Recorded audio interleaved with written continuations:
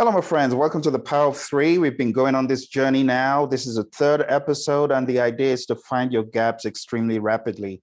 So let's jump in without much ado. This is part 3. Here's your first question. What comes first on a project?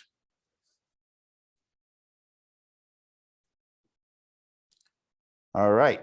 If you need more time, hit the pause button. I'm about to show you the answer. The answer to this is business case. The business case comes first, and then the project charter, and then the project management plan. Next question, who is accountable for refinement? All right, 3, 2, and 1. The answer, product owner. The product owner is ultimately accountable for backlog refinement. Next question. What is derived from planning activities?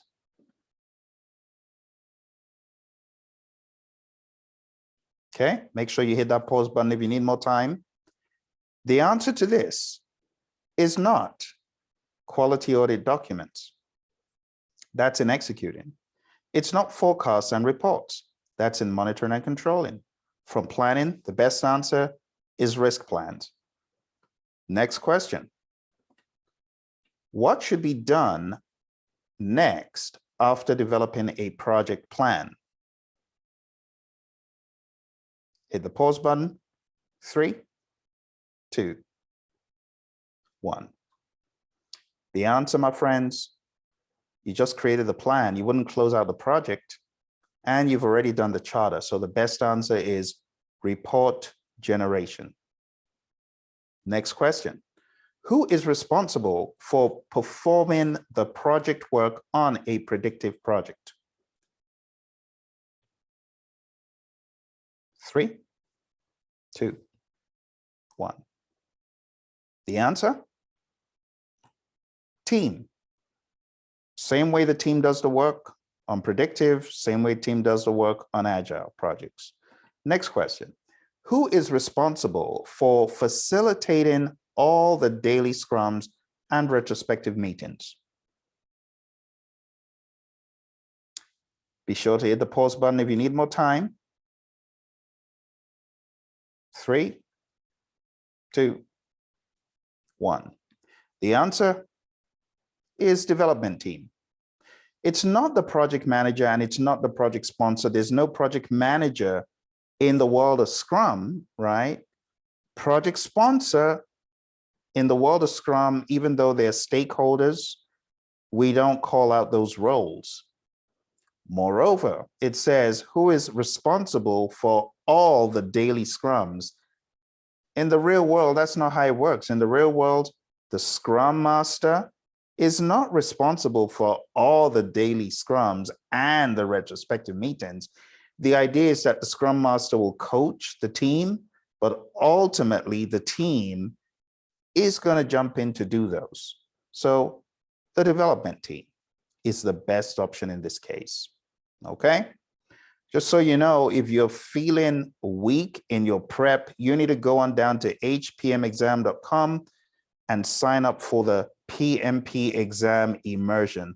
PMP Exam Immersion is based on this awesome PMP Exam study book, and it's broken down chapter by chapter in color, if I may add, in a very engaging way. When you sign up for the training, you get a PDF copy of that book, and we go into great depth to get you into that right frame of mind for your exam. Next question. A team member who has enlarged scope. A team member has enlarged scope without permission. What should you do first?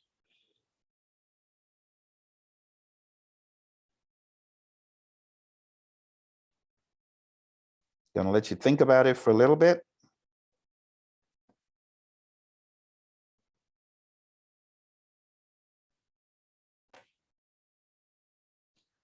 Three, 2, and 1. All right. The answer to this question is not to raise a change request. If the scope has been enlarged, you shouldn't remove the scope just like that, because anything could have happened, right? It seems like they've either added work to be done or they've done work. Either way, you always want to assess the impact of the addition or the removal of scope, because there could be something that the person did that wasn't part of the plan. It's enlarged scope, but maybe it was necessary. They just did it without permission. So in that case, you want to do some kind of regression test to see what happens if we go back to our former state. Is it really going to hold up, or have they done something that has put the system in an unstable state, whatever that is, whether software, hardware, whatever it is? So the best answer is assess impact of addition or removal of scope, and then you go from there. Next question. The project's SPI is 0.75. What should the project manager do? All right, the best answer, my friends, the SPI is an indicator of schedule performance. So you know that there's schedule issues. Now, you should assess the issues, but when you take a look at the other options you've got, close the project, doesn't make sense, report to management, that's not what you are meant to do as a professional. The best option here would be for you to do schedule compression. You're late, you need to catch up, compress the schedule. But of course, if you had the option of assessing what is wrong first, you would do that. All right, next question. The project CPI is 3.55. What should the project manager do?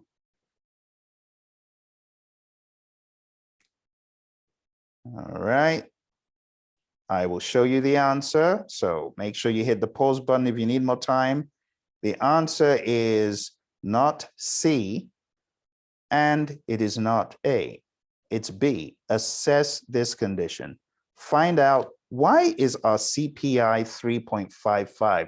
That is crazy. That means we're meant to have spent $3.55 on a piece of work, but we only spent $1. That's crazy.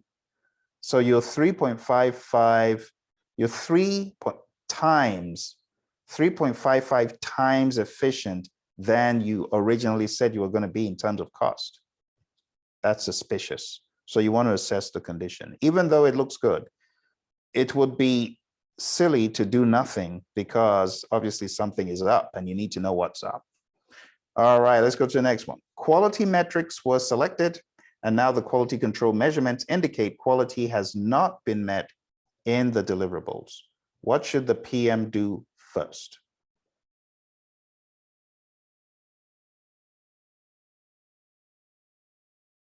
Okay.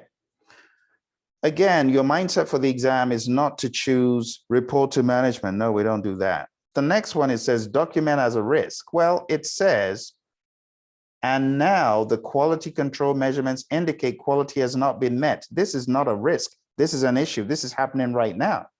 So B and C are not going to help you. It's not a risk. Don't go reporting to management.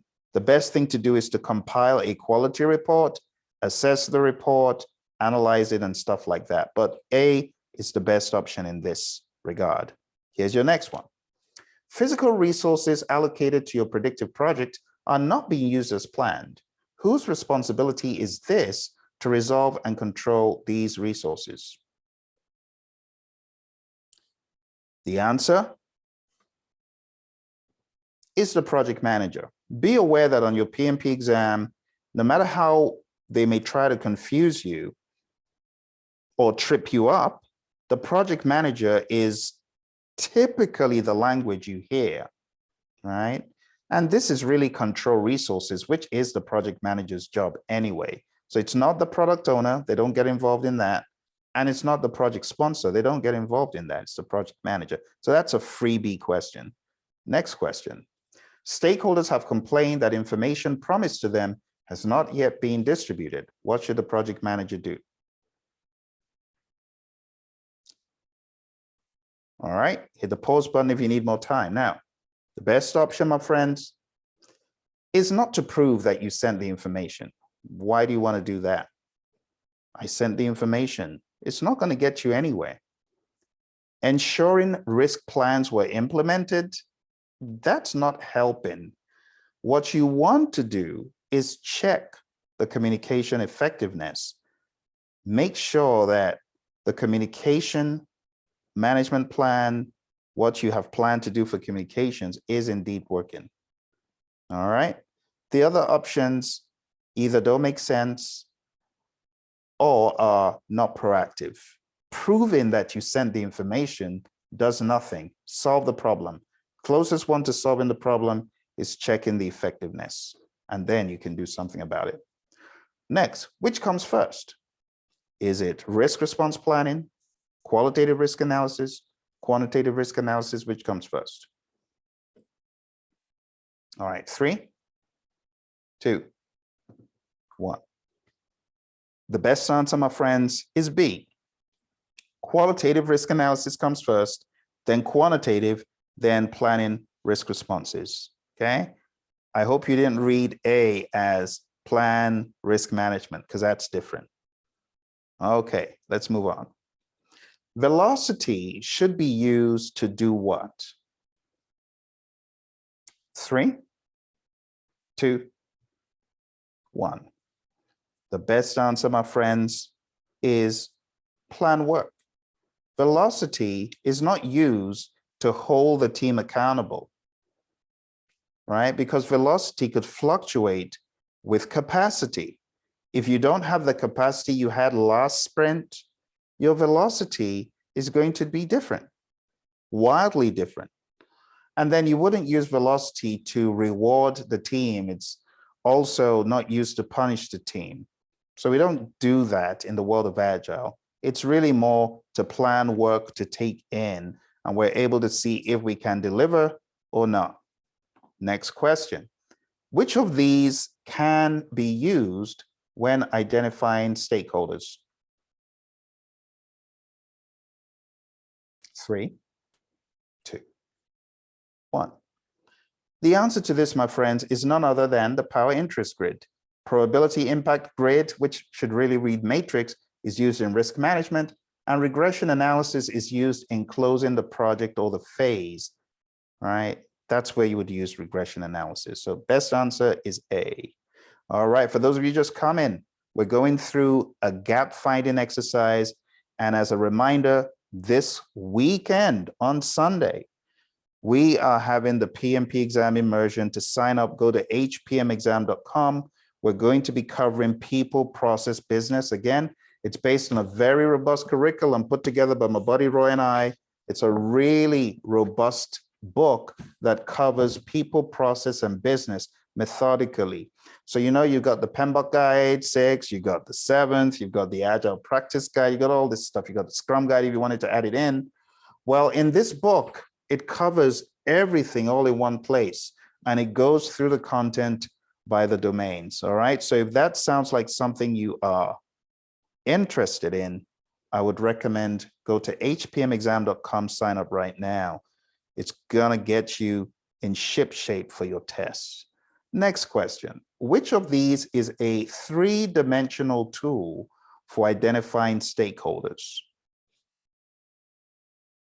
3, 2, 1. The best answer is Stakeholder Cube. It's got 3 axes. We've got the level of power, the level of interest, and we've got the attitude as 3rd dimension. Next question. Which threat response approach responds to a risk only if it occurs?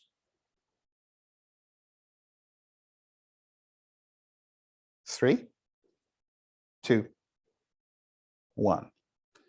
The best answer is accept, because it has 2 accepts, passive and active. Passive acceptance does nothing.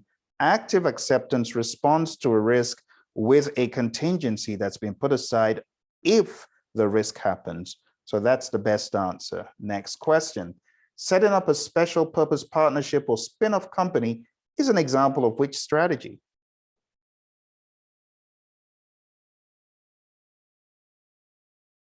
3, 2, 1. The best answer to this, my friends, is not exploit or enhance. The best answer, if you know the definition in the PMBOK guide, it's share. When you create a company to harvest the risk because the company you're in right now can't deal with it, so you get another company, spin-off company, sister company, it's really sharing the risk. All right, here's your next question. Telling everyone to stay at home during a pandemic so germs are not spread across the office is an example of what? All right, hit the pause button if you need more time. The answer is avoid. It is not accept, because accept would be not doing anything proactive. Telling people to stay at home is proactive, and it's not mitigate because it doesn't reduce the risk, it removes the risk. So we're saying we don't want germs to be spread across the office. If no one's in the office, then germs can't be spread. That's avoid. Next, the chances of you winning the bid are now 100% because you put your best people on the project and reduced overhead costs. What does this describe? 3, 2, 1. The best answer that takes a risk to 100% if it's a positive risk, the answer is exploit. Okay? That's exploit. Exploit is taking the probability to 100% for positive risk. Let's go to our next one. You refuse to do anything in response to a positive risk of $10 million. What is this response called?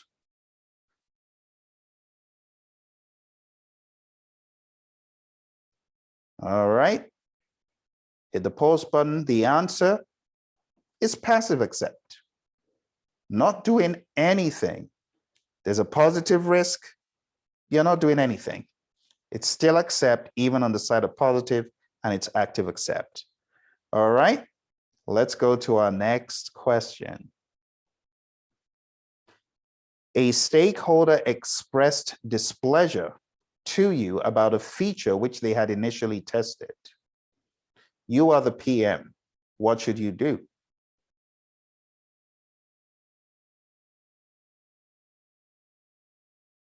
Three, 2, and 1. So if they express displeasure, you need to understand what exactly is up. You wouldn't just correct the feature and you wouldn't do nothing. You need to evaluate the problem. Are you seeing a trend, a pattern in these where you're actually solving the problem, not doing nothing, and not just jumping in to correct the feature or jumping in to do something? You got to always assess. And that's really what I'm trying to drum in these questions. Here's the next one. When sharing knowledge that is hard to codify, you should use what?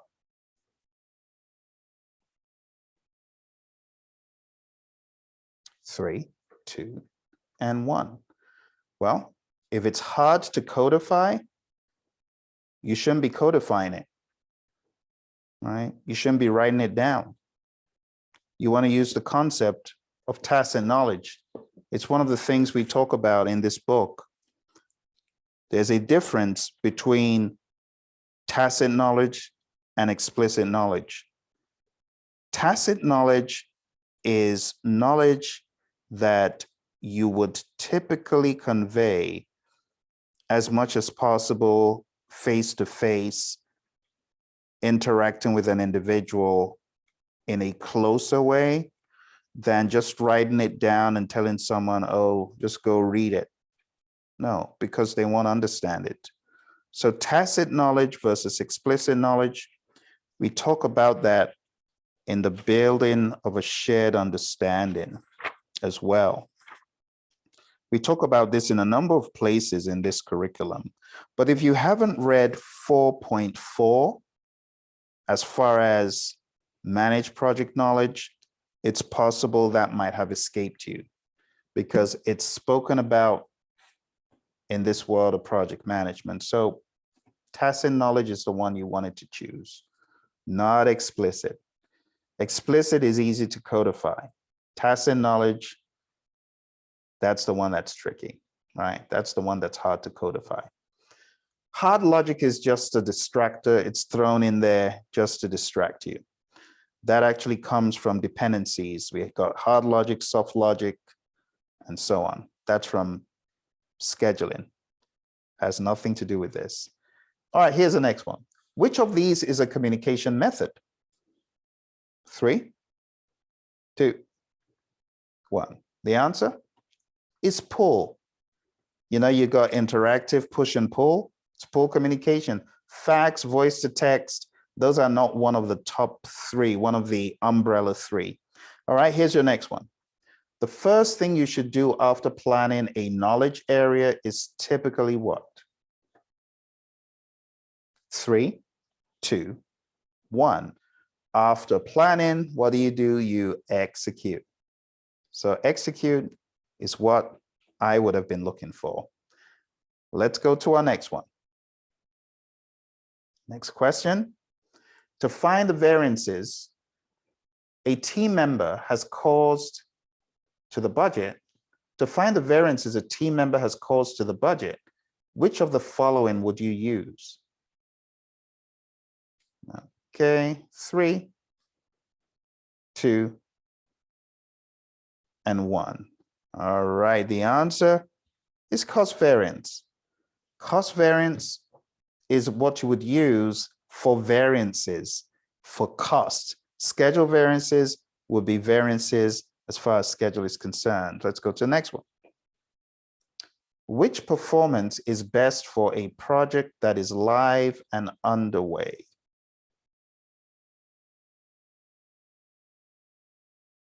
Three, 2, 1. Let's take a look. Schedule variance of -10. That means you are behind schedule. That's not really good. SPI of 0 means earned value divided by planned value is 0. That means you got a 0 for earned value. That means nothing has started. This says a project that is underway. So the only way you would get an SPI of 0 is if absolutely nothing has been done, or if the project is not underway. If the project is underway, you should have some numbers. All right. In this example, this question, the best option is CPI of 1. It's perfect. It's right on point. And out of all the metrics, it's the one that shows something has really been done. Next question. How many priority 1 items are there in the product backlog? 3, 2, and 1. The answer is 1 priority 1. Think about it. You can only have 1 priority 1. That's why it's called priority 1. So like when we use Kano and Moscow, and we get all of these must have, should have, could have, would like, things like that, satisfiers, delighters, and so on. Bear in mind that those are just categories. We still need to slice in those and find out which one is a true priority 1. All right, next question. How many roles are there in Scrum? All right, 3, 2, 1. The answer is 3.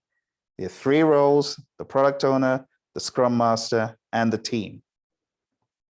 Next question. In Scrum, the most common duration for a sprint is what? All right, some of you have seen this one before. 3, 2, and 1. The answer? 10 business days. In other words, 2 weeks. 2 weeks is a sweet spot. It's not 4 weeks, it's not 30 days, it's not 3 weeks. It's 2 weeks, which is the equivalent of 10 business days. I hope you found this to be helpful, my friends. Remember, if you're looking for help in any respect, go on down to Praizion.com, sign up for my free podcast, pmradio.org. And if you are struggling, you're struggling on the topics for your exam, you need to be in my next half-day immersion boot camp. It's very low cost. It's ridiculous. You will never find a course as great as this, offering you so much. for such a low cost. So go on down to hpmexam.com. It's going to be live. Connect with me. My buddy Roy attends virtually. In other words, we get to hear from Roy. He shares nuggets with us via video. You want to be on that course, all right? Again, you're going to get this 600-page book, PDF. It's a really, really great body of work that Roy and I have put together to help people who are getting ready for the test, all right? I hope you found this to be helpful. Don't forget to share this with your friends. If you enjoy the content that I shared with you tonight, leave a good comment, hit like, hit subscribe, hit that bell icon so that you can be part of the next Power of 3. All right? Thank you very much. I'll speak to you soon. Bye for now.